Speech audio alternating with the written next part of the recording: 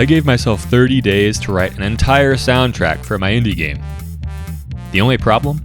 I wanted it to be led by the trombone, which I've never played before. Hey everybody, I'm Jacob. I build weird indie games after work, and this month I had exactly one goal.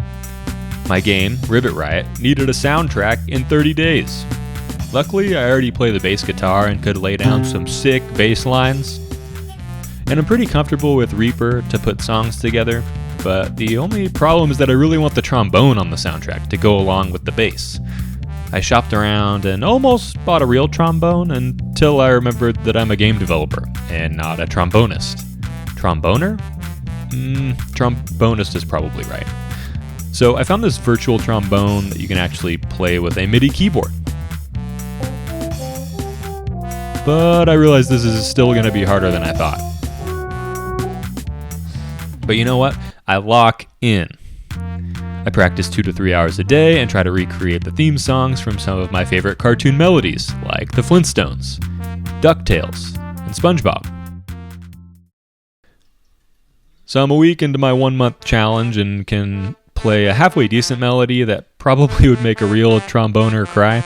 So I grabbed this drum machine I really love called the TR-707 and find a sick, quirky digital drum rhythm.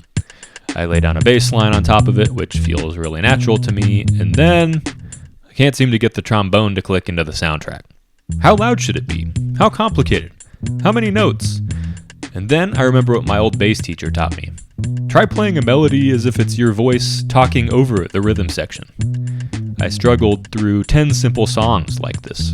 Lay down a drum loop, lay down a bass groove, talk through the trombone. And you know what? After 10 songs, one of them actually sounded like a real game soundtrack. It was this one.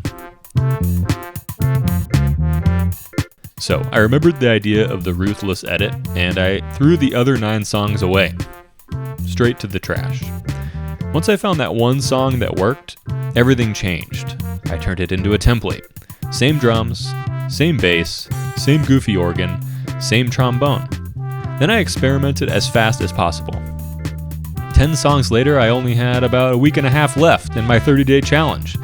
But I had 10 usable songs and needed at least 20 more to fill out the levels of the game. The songs are really short and loopable, but I want to give the player plenty of variety.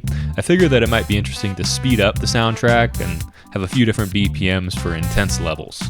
So I pump out 2 to 3 songs per day. My fastest song took me 20 minutes to write and record. 20 minutes! And you know what? One song in particular hits different.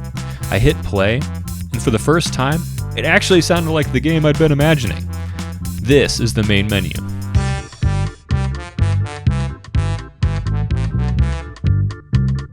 And then I make this song, which is an actual certified banger. And I did it, man. I developed 30 songs written and recorded in Reaper. All originals, all silly, goofy, loopable songs that really capture the playfulness of Ribbit Riot. And I have 3 days to spare. The only problem is making 30 songs actually sound like they belonged together. Boom, 30 songs. 30 days had passed and it actually sounded like a real game soundtrack. 30 days earlier I'd never played the trombone. Now my weird little frog game somehow has 30 original songs. Honestly, I think it was worth it. They aren't perfect, but many of them are really good and capture the vibe I was going for.